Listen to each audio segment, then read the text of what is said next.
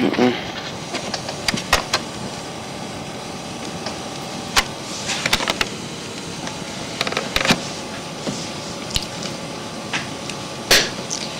is an interview with Andrew Karschmidt, 749 North Broadway, Hastings-on-Hudson.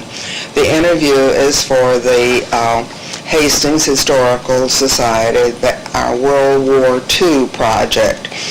Today is March 2nd, 1995. My name is Evelyn Drewes.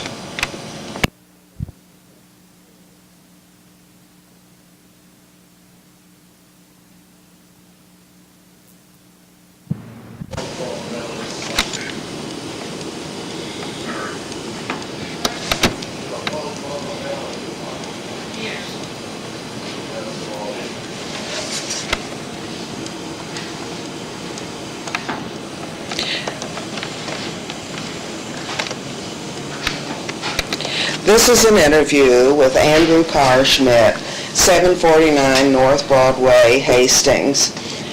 The interview is for the Hastings Historical Society for the World War II project. Today is March 2nd, 1995. My name is Evelyn Drewes. Where were you born, Andrew? Where? Were you born in Hastings? Hastings. Mm-hmm. Grew up in Hastings? Right. Mm-hmm. What was your address in Hastings? 46 Rich Street. Mm-hmm. And did you have a big family? 5. 5 members. You said your father had come from Russia originally? Right. Yeah. A lot of Russians in your neighborhood when you were growing up? Yeah. Many. Yeah. Did you go to Hastings High School? Yes. Yeah, right. Did you play sports or anything special? I was kind of skinny and small. I wore eyeglasses, so Yeah. I didn't participate. Okay. When you grew up, you said your job was at Phelps Dodge. That was in Yonkers? Right. Yeah. Tell me what happened when the war came along. Did you were working there? Were you deferred or? I got the job in May 41. The war was December 41, right? Pearl Harbor. Mm-hmm. I was working at the time. So I figured, they won't get me. The war will be over before then. But you were deferred. Oh, I got something in the mail which I couldn't believe. Classified as 2B, 6 months occupation. What did 2B mean? Occupational deferment. Oh, because of your job at Phelps. Yeah. Mm-hmm. And it's 6 months. Once that 6 months expires, they give you another one. Mm-hmm. But I didn't particularly deserve it, I don't think. I went to my boss. He told me he had nothing to do with it. Mm-hmm. I went higher up. They told me the same thing. I don't know how you got it. He said, what are you worried about? I says, I don't like it. Mm-hmm. Anybody could do this job. Mm-hmm. So I held it for about 2 months, and it kept on my mind. People are going into service. So I decided to go to the draft board in Ardsley and told them about it. And the woman says, what are you worried about? You crazy? I says, they don't tell me how I got it. I don't want it. Mm-hmm. I says, I want to go to the next draft. So she says, all right, you go home, we'll send you a card to come for a blood test, which came about a week later. Right. And that was it. Yeah. Were any of your other friends being drafted at the time? Oh, everybody was getting, almost all the time, you know. Mm-hmm. Mm-hmm. I seem to be going with older guys. Because I didn't go, when I was supposed to go. How old were you at that time? About 20. Mm-hmm. Mm-hmm. And when you enlisted, where did you go first? Fort Dix. Fort Dix. And what kind of training did you get at Fort Dix? I don't remember any training. It was for shots, needles, and clothing. That's all. It was just a stopover. Yeah. There. Then they sent you from Fort Dix. They sent you for some training. Had they decided what they were going to do with you at that point? Well, they told me they didn't give me no choice. They put me in the Army. You know, sometimes they give you a choice. Mm-hmm. Navy or Marine. Mm-hmm. But I guess my eyes, my eyes are pretty weak. I didn't try for anything else, and so they put me in the Army. Yeah. And you had basic training at Camp Campbell. Camp Campbell. That was in Kentucky. Yeah. And you ended up as a PFC. Yeah. What got you that promotion? What? PFC instead of a private first class. Yeah. Big deal. What did you do to get the promotion? Nothing. I guess they like my. Sometimes I march the platoon. Left flank, right flank. Forward march, rear march. So you were the staff sergeant liked the way I trained. Maybe what did it. So he gave you a little promotion. Did it mean a lot of extra pay? Not much, but a few dollars. Few dollars. Okay. Money didn't mean nothing anyway. I kept sending some money home. Yeah. Then from Kentucky, where did you go from there? Arizona. Desert. Yeah. Did you think you were having special training did you know where you were going to be sent because of the training? Not at the time, no. How long did you stay in California or Arizona? It was cold there in the night, Jesus. You mentioned desert, you think it's warm all the time, but it's not. It's cold at night. Yeah. Daytime was pretty good. I don't know how long we stood there. Like I said, we got I got a 15-day furlough. Got on a train, came home, went back. Very shortly after that, that was... Yeah. Tell me what you did when you came home on the furlough. Wave goodbye to all of your friends. Drink. Saying your last goodbyes. Yeah. To your parents. Like hell to go back. Yeah. Were you sorry you had enlisted? Well, I look at it this way. I said, if I didn't do that, I might have got killed later on when they did get me. Get my point? Here I didn't even get wounded or nothing. Yeah. So I look at it that way. So then you went back, after your furlough, you went back to California. Do you know what what was the name of that fort? Do you know? In California? You mean the desert? The desert training. It might have been Mojave or Mojave. Mojave, yeah. Okay. Then you were shipped out, and where did you go when you got shipped out from? East. Dix or Kilmer. Anyway, New York or whatever. Oh, you came back to this area? Yeah, we got on Mauritania, big ship, which was an English ship. Got on that ship, no escorts, went by ourselves because it's fast. And I think it took only 7 days to get to Liverpool. 7 days, that's fast. One day a ship was coming up. We thought it was an enemy in the ocean.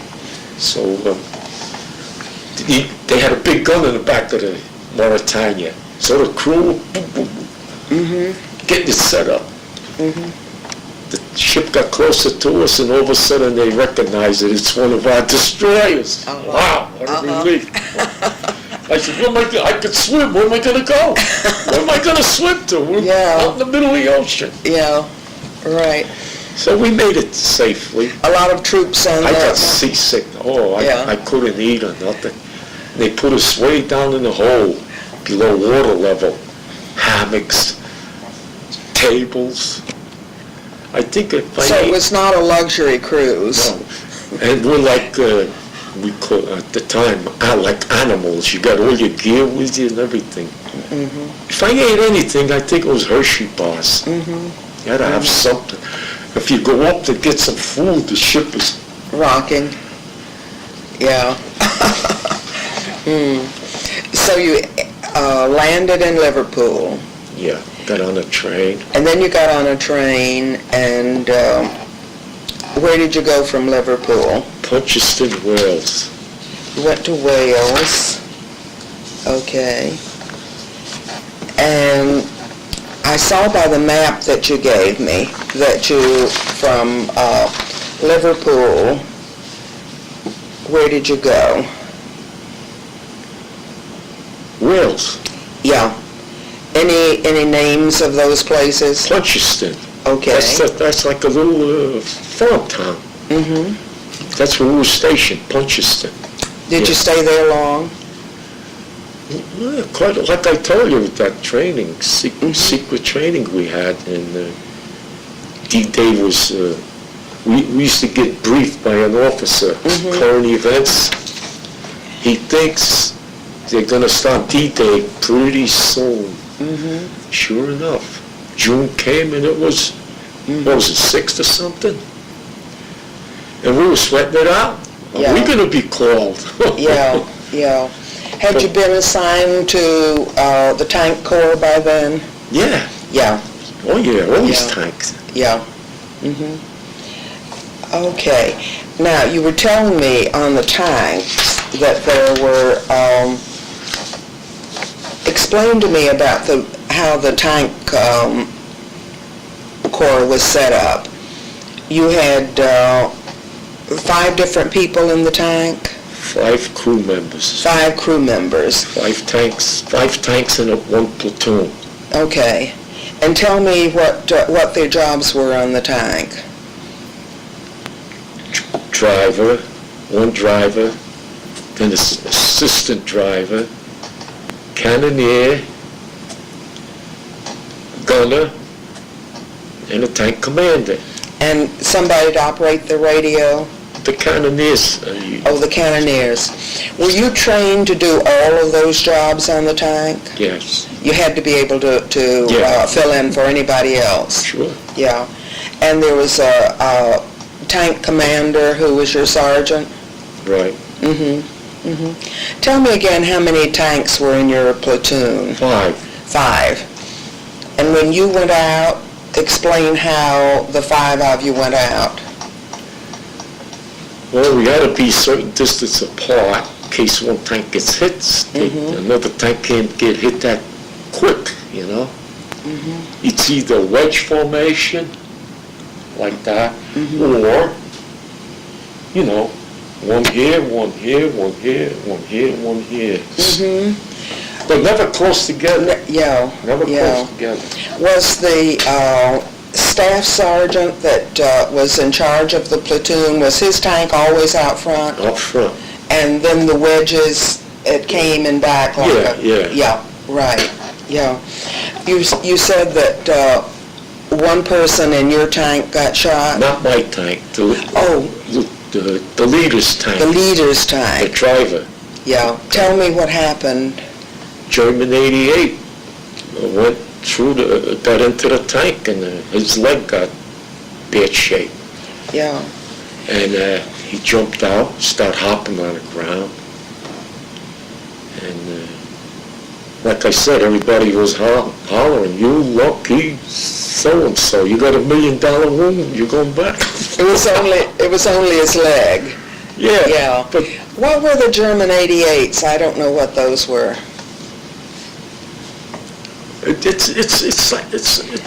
it's a big gun. Only it's on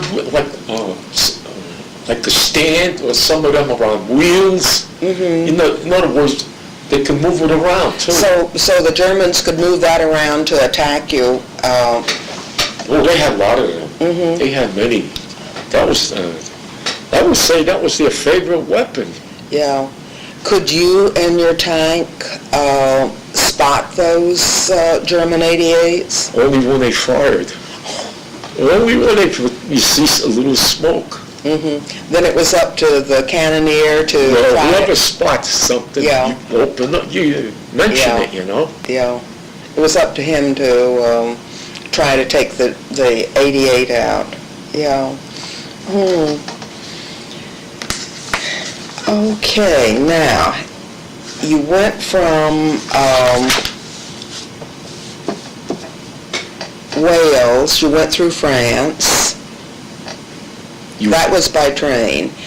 Tell us about the going from on the landing barges through the English Channel. They called I looked in a book, they called the LSTs. Okay, But LST. the tanks were underneath. Yeah. And to get off there, they had on land, like a float, up and down. So the tank driver had to really, rev it up and go fast. 'Cause Yeah. you make it go down. You got to be quick and get off, Yeah. But that's how we got off, to get on land.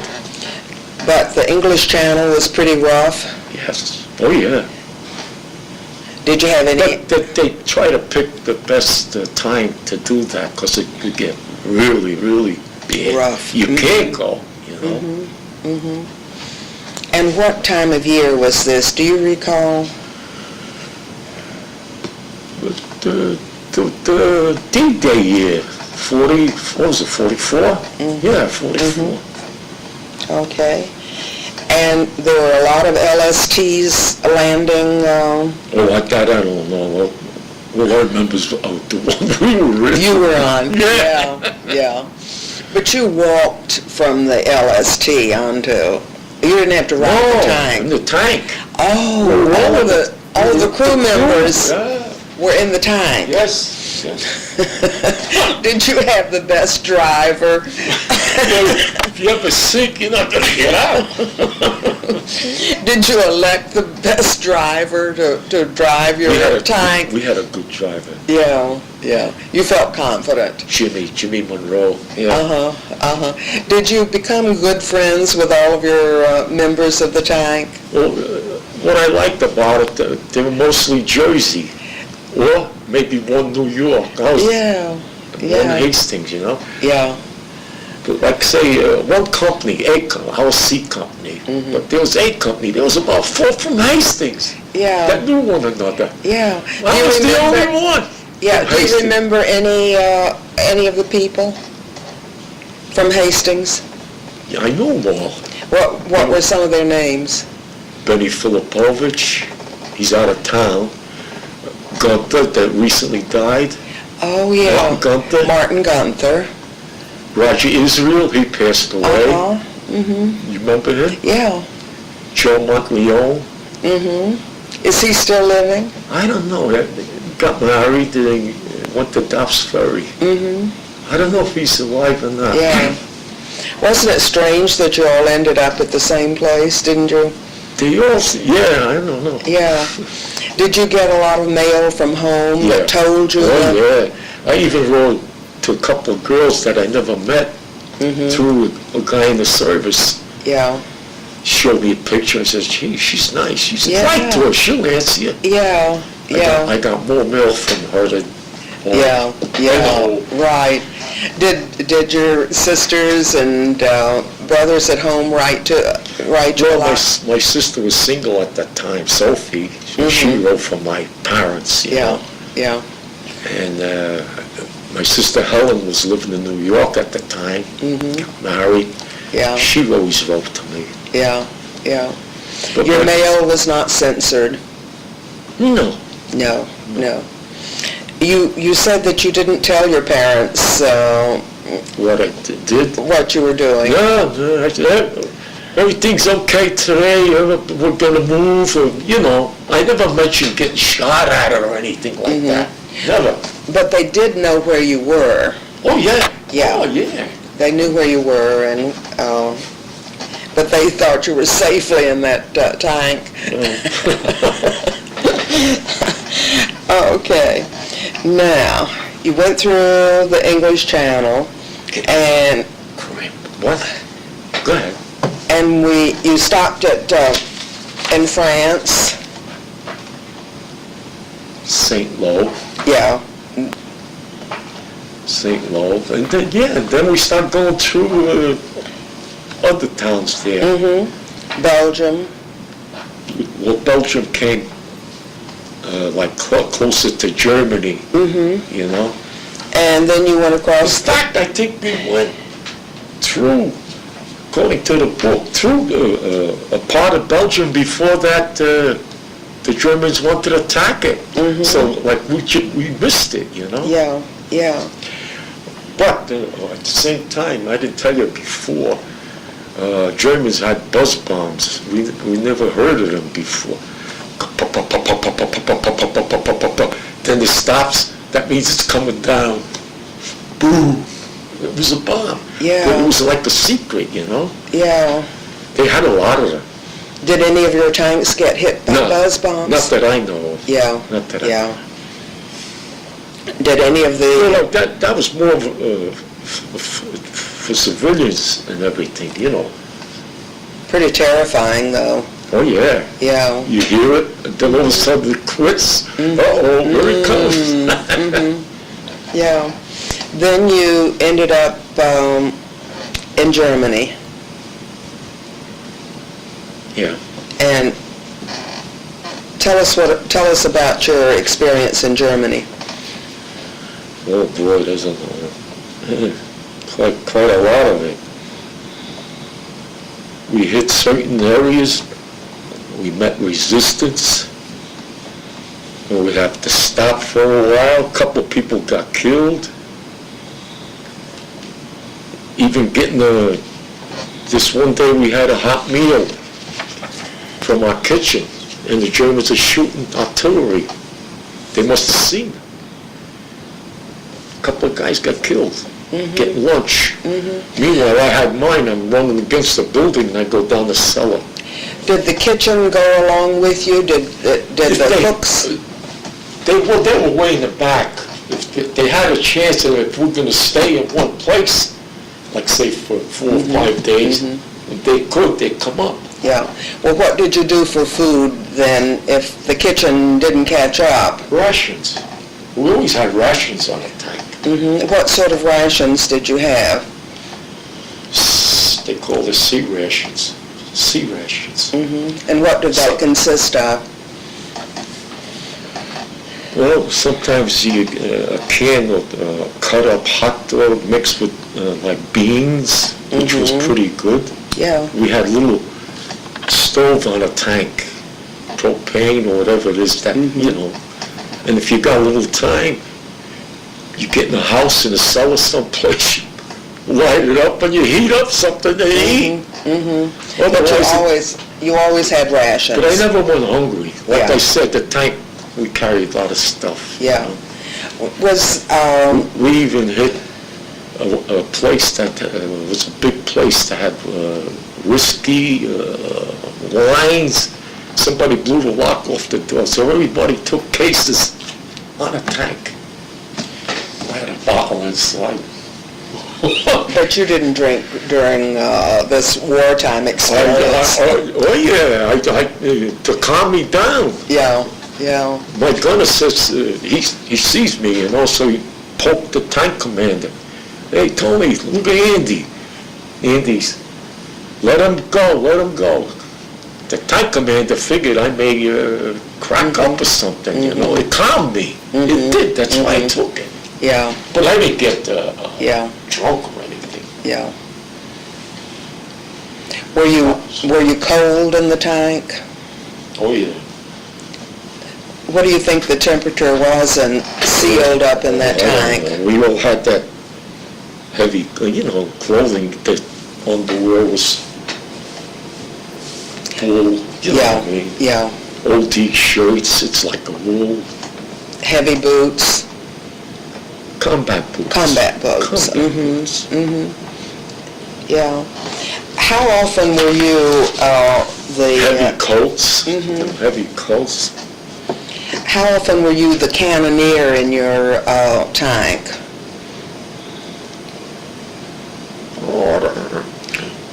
Took your turn? I'd say about a year or so. Because I was assistant driver for a while. Till that gunner passed out. But you had to be up in the turret? Cannoneer, yeah. You're in the turret. The gunner's on the right, and I'm on the left. And the tank commander's like here, above us. Yeah. Does that go all the way around so you can survey the entire? You could turret turns if you wanted to, yeah. There's on the gunner's side. Yeah. Or you can do it by hand, too. Yeah. By hand. Yeah. Were you always in touch with the other tanks in your wedge shape? Well, you could hear it on the radio. In your platoon? Everybody left their radio on. Okay. Anybody that talked. So you could hear the conversation from all the tanks.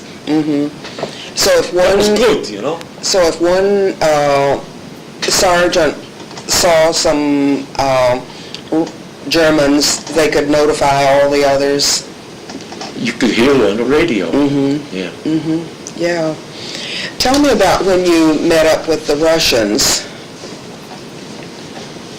Was that in Germany? Well, I saluted the officer, and I started saying something in my Russian. He looked at me, he said something, and I didn't understand him. But then he must have realized that I don't talk that fluently and like the simple. But he understood some Russian words. Yes, he started talking to make me understand a little too.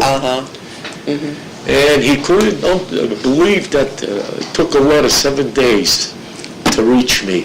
7 days. He was impressed by that? He wouldn't believe it. Yeah. Sure, he was impressed. He wouldn't believe it.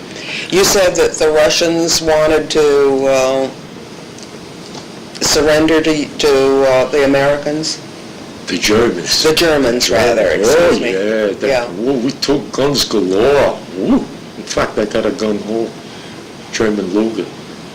But we had to have it registered. Yeah. Adjutant General. Yeah. The number of the gun. I still got that certificate too. And I took it off a German doctor. I said, how come you're carrying a gun? Yeah, what did he tell you? They're not supposed to carry guns. Doctors or medics, they're not supposed to carry guns. I guess he was pretty... But they knew that they were on the outs, I guess, you know. And they show you a picture of a couple of kids, like a sob story. He's trying to soften you up, you know. And then I went, like I told you, I got in the rubber raft. We went over, 3 of us. We got looped. With the Russians? I remember eating salami, heavy bread, something like pumpernickel, but heavier. Yeah. I was drinking that vodka. Like I told you, I woke up in a tank next morning. They returned you. My crew was sleeping in the back of the tank outside. They put me inside. I must have been in bad shape. How long were you overseas altogether? 2 years. Yeah. And 3 years total in the service? Yes. Yeah. Okay. Thank you.